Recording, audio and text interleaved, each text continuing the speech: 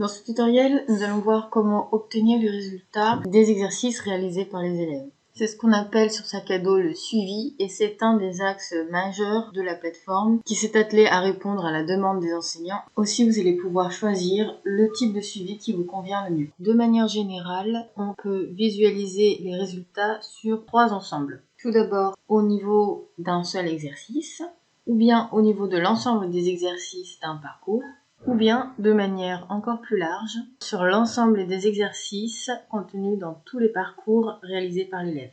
De plus, à chaque fois, vous aurez 3 types d'informations. Les résultats des savoir-faire associés à chaque exercice, les résultats des compétences et des statistiques chiffrées sur les scores et les temps de réalisation qui permettent d'avoir une vision plus globale si besoin. Pour obtenir les résultats d'un seul exercice, accédez à l'exercice et cliquez simplement sur celui-ci. On a alors un aperçu des scores obtenus en temps réel avec les informations de connexion et le temps mis pour réaliser l'exercice. Donc ceci permet par exemple d'avoir un aperçu rapide de l'exécution d'un exercice pendant une séance de travail.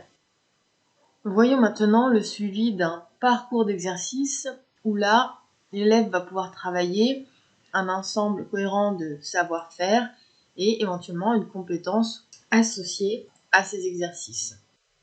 Et rappelons que lorsque l'élève fait son exercice, il obtient un score qui est modélisé par une pastille avec un code couleur qui correspond à un niveau de maîtrise dont les seuils sont définis par l'enseignant.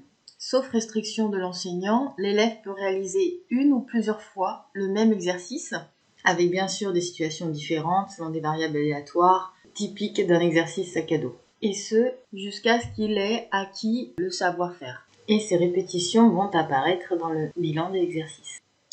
Côté enseignant, donc, à l'intérieur d'un parcours, en cliquant sur l'onglet Suivi d'acquisition, on va pouvoir accéder au niveau de maîtrise des savoir-faire travaillés par les élèves. Donc ici, 3 types de visualisation des mêmes résultats selon les préférences de l'enseignant.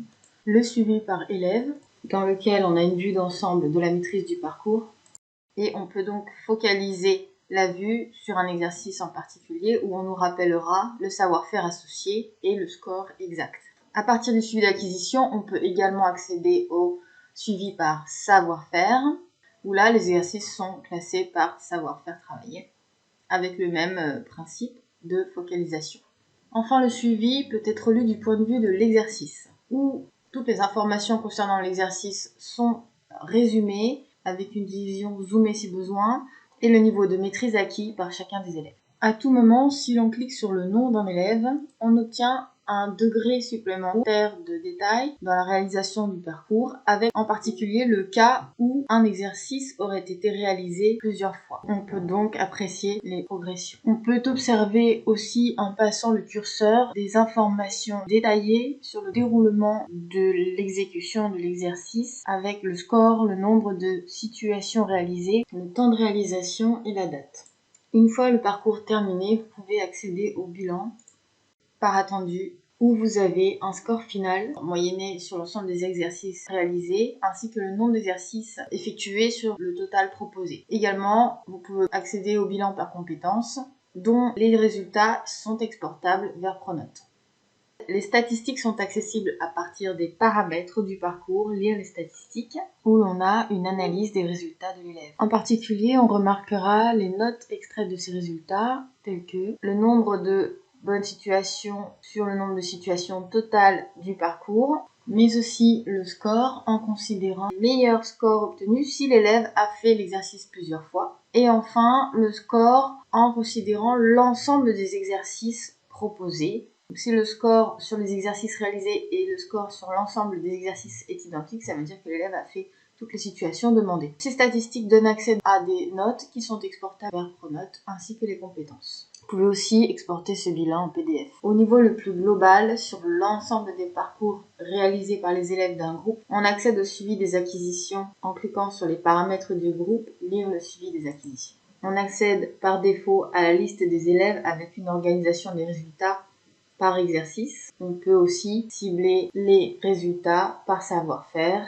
et accéder au bilan de compétences et au bilan des attendus de manière analogue à ce que l'on trouve dans le suivi des parcours. Toujours dans les paramètres du groupe, on a un accès aux statistiques globales des élèves. Enfin, on peut obtenir un bilan général par élève qui propose une synthèse complète associant les résultats statistiques, les compétences et tous les résultats associés à l'acquisition du savoir-faire.